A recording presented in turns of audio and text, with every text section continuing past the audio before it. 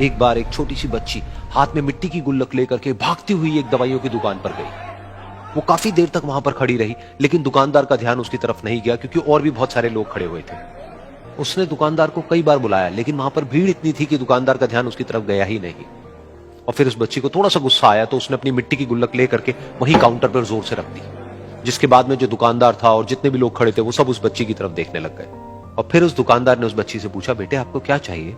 तो वो बड़े ही भोलेपन से बोली कि मुझे एक चमत्कार चाहिए। ये सुनकर के दुकानदार को कुछ समझ नहीं आया, ना ही वहां पर जो लोग थे उनको कुछ समझ में आया, और सब उसकी तरफ देखने लग गए। फिर दुकानदार ने बोला, बेटे चमत्कार तो यहां पर नहीं मिलता है। तो बच्ची को लगा कि वो उससे झूठ बोल रहा है, तो बच्ची ने कहा कि मेरी गुल्लक में बहुत पैसे हैं, आप बताओ आपको कितने पैसे चाहिए, लेकिन मैं आज यहां से चमत्कार लेकर के ही जाऊंगी।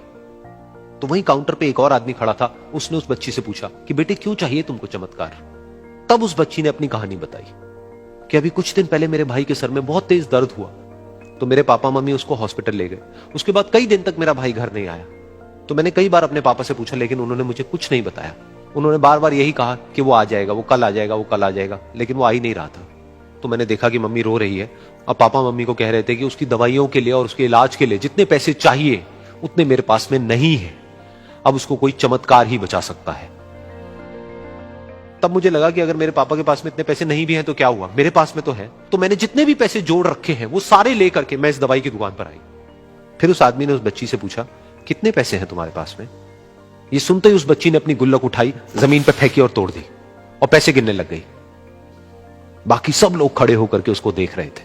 थोड़ी देर बाद उसने सारे पैसे अपने हाथ में इकट्ठे किए और बोली, मेरे पास में पूरे 19 रुपए हैं। वो जो आदमी वहां पर खड़ा था वो थोड़ा सा मुस्कुराया और बोला कि अरे तुम्हारे पास में तो पूरे पैसे हैं, इतने का ही तो आता है चमत्कार। ये सुनकर के वो बच्ची बहुत खुश हो गई और बोली कि चलो मैं आपको अपने पापा से मिलवाती हूं।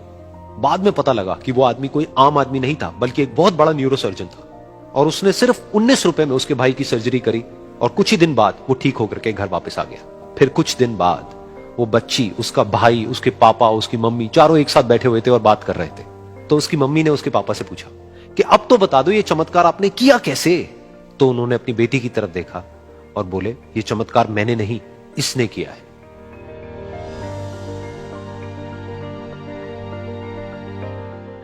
तो यहां पर एक बहुत बड़ी बात है जो हम उस छोटी सी बच्ची से सीख सकते हैं कि जिंदगी में कभी कभी ऐसा होता है कि हमको कोई रास्ता नजर नहीं आ रहा होता है और हम लोग हिम्मत हार जाते हैं। तब हमारे अंदर एक बच्चा होता है जो कोशिश करने से कभी भी पीछे नहीं हटता है। वो हार मानने को तैयार नहीं होता है क्योंकि उसको ना शब्द समझ नहीं आता है। वो बच्चा जिसके लिए कुछ भी नामुमकिन नहीं है, क्योंकि वो हर हाल में कोशिश करता ही रहता है।